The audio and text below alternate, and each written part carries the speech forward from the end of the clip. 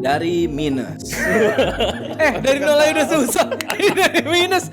Memperkecil bunga hutang sama memperkecil hutang tuh dua hal yang beda. Kalau kita ngomongin dari bunganya dulu, berarti kita gaya lubang tutup lubang lebih besar tutup gaya lubang lebih kecil. Dari yang instrumen kita pinjem bunganya gede, puter ke yang lebih kecil. Orang dikejar utang tuh paling nggak bisa mikir. Makanya kenapa sekarang kalau lu lamar kerja, BI checking lu jelek, lu nggak diterima kerja. Kenapa? Dari minus. Dari nol aja udah susah. Ini dari minus. Anjir, bahas apa hari ini? Soalnya banyak banget di komen, kok bahas dong dari minus gimana. Kok bahas dong dari minus gimana. Leher gue kenceng. Nanti bisa muncul ya pop-up-nya nih pada komen-komen dari minus dari punya utang dan lain sebagainya gitu. Tapi sebelum dari minus, Leher gue kenceng langsung. ajarin dulu cara cari duit gimana. 99% orang Indonesia tabungannya itu di bawah 100 juta rupiah. Maka permasalahan di Indonesia itu bukan investasi, tapi earning power. Ini yang akan jadi game changer pertama dalam membangun kekayaan. So buat kalian semua yang pengen memperbesar atau memperbanyak sumber income, gua buat yang namanya kuliah realistis. Kuliah yang fokusnya ajarin lo cara cari duit. Cek langsung YouTube membership di channel Theo Derek dan mari belajar sama-sama di kuliah realistis. Kuliah realistis. Kuliah yang ajarin lu cara cari cuan supaya dari minus jadi nol. Iya. Capek ya dari minus jadi nol, capek. Dari ternyata dari nol itu tidak cukup, Teh. Banyak ternyata para teman-teman yang lagi mendengarkan ini dari minus. Mungkin ini asumsi. Mungkin dari minus itu adalah financial dependent. Jadi dependent tuh either dia belum punya penghasilan atau misalnya dia punya penghasilan tapi kecil, masih nebeng sama keluarga. Atau asumsinya adalah yang satu lagi yang ekstrim nih. Kalau nebeng sama keluarga mah nggak minus dong. Dari nol ya. Nol Hitungannya. lah. Oke. Berarti saat yang dari Kalau keluarga nebeng sama lu minus. Nah, keluarga nebeng sama lu. Kayak gue bayarin utang nyokap tuh early days. Oke, Minus intinya hidup sekarang lagi punya utang. Berarti kan dari minus. Iya, intinya uang yang kita cari nggak buat diri kita sendiri ditarik nih. Betul. Ya kan? Lu kan pernah mulai dari minus kan? Ya kan? Nah, mungkin ini tips. Wah, ini susah banget practical. tipsnya. Kalau pakai praktikal mah tinggal nggak usah bayar di blacklist, Bang. Kita tahu ini semua susah pasti. Iya. Tapi mungkin teman-teman ini berharap kayak, aduh pengen denger deh dari Koteo gimana ya tips dari minus gitu. Masalahnya di anggota keluarga gue tuh beberapa udah di blacklist, Bang, Pak. Oh, aduh. Sama dong, tos dulu gitu.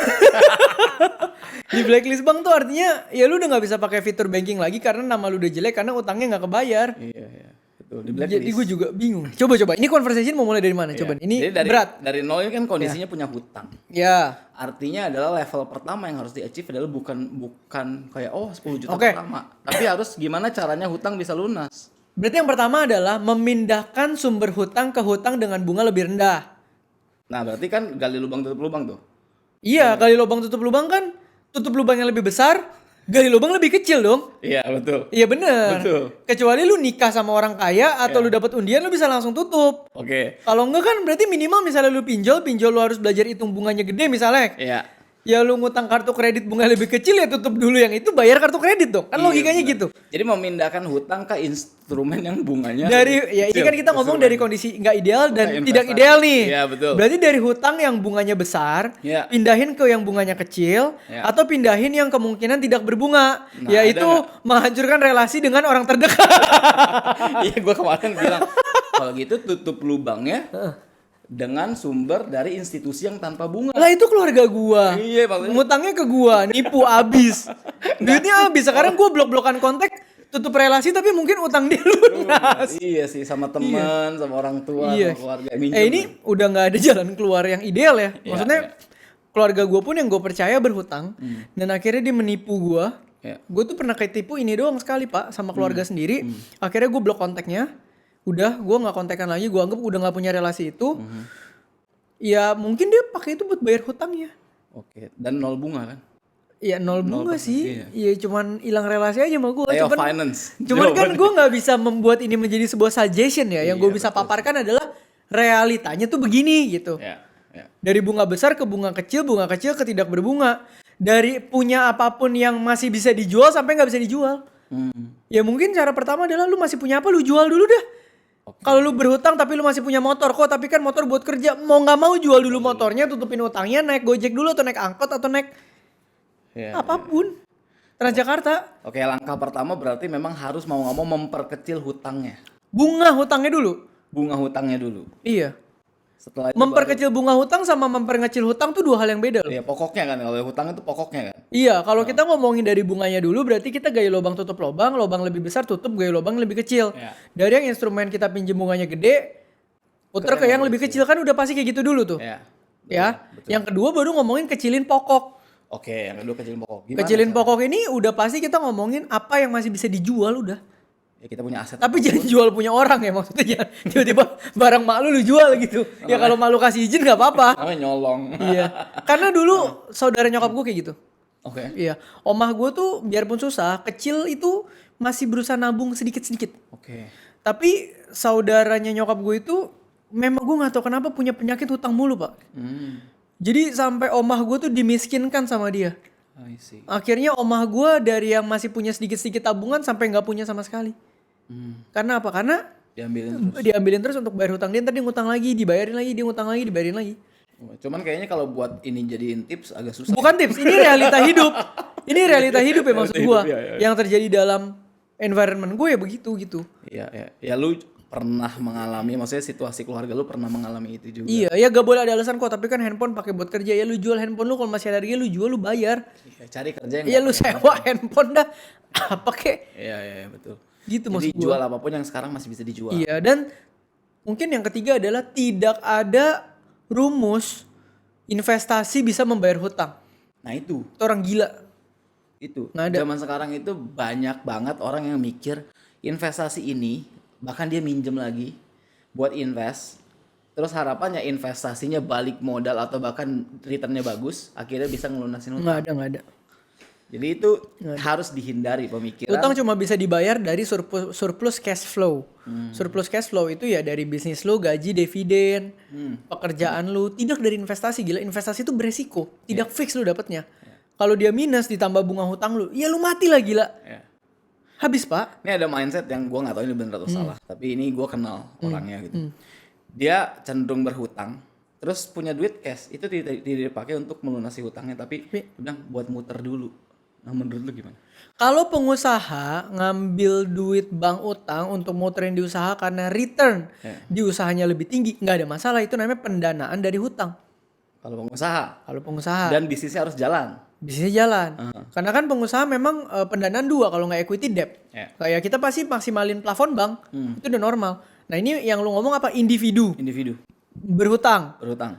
tapi hutangnya nggak dilunasin. Tuh, dan dia Buat pengen apa muterin. uangnya? Pengen diputerin. Puterin buat apa? Nah, gua nggak tahu dia puterin. Muter aja mungkin Investasi. investasi Wah, atau susah. buat freelance atau buat apa jualan-jualan Wah nggak bisa, pasti habis itu. harus buat bisnis sebetulnya. Harus buat bisnis, kecuali dulu yang gue bilang ya, gue pernah jualan kue lapis, tiba-tiba ada orderan bulk kue lapis, gue nggak punya duit buat modalin kue lapisnya. Ya. Nah itu gue boleh ngutang, Karena orderannya udah ada. Sorry. karena orderannya udah ada dan gue tahu untungnya lebih gede dari bunga hutang ya gue sikat. Iya, Tapi kan berarti itu pendanaan yang produktif, betul. bisa lu ukur. Kalau yang orderannya belum ada masalahnya itu. Ya nggak bisa, jangan, itu namanya menjerumuskan diri anda. Nggak bisa, karena yang susah dari orang dikejar hutang tuh bukan cuma hutangnya, tapi otak yang rusak karena dikejar hutang. Iya, iya. Oke, ada tips lagi nggak?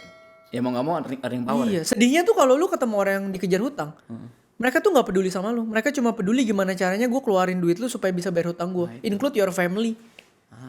Sorry tuh saya ini pahit. Begitu lu coba aja deh, ketemu bokap nyokap lu yang dikejar hutang, ketemu lu. Mereka nggak akan nanya, dek cukup nggak? Enggak, mereka akan nanya lu punya berapa sini, bantu gue bayar. Selesai. Kenapa? Otaknya tuh psikologinya kena karena dikejar utang pak. Orang dikejar utang tuh paling nggak bisa mikir. Makanya kenapa sekarang kalau lu lamar kerja, BI checking lu jelek, lu nggak diterima kerja. Kenapa? Karena performance lu dalam pekerjaan bisa terganggu. Atau bahkan lu bisa mikir nih kantor apa yang bisa gue colong buat gue bayar hutang. Nah itu dia. Karena nggak bohong. Psikologi orang yang paling kena adalah psikologi orang yang lagi kejar-kejar hutang. Gitu. Tadi gue bilang earning power tuh mau nggak mau harus dinaikin dong. Ya kan? Supaya gimana pun caranya lu lunasin pokoknya. Tapi orang yang dikejar hutang tuh udah gak usah diajarin earning power pak. Nipu power pun mereka belajar. Namanya kejepit.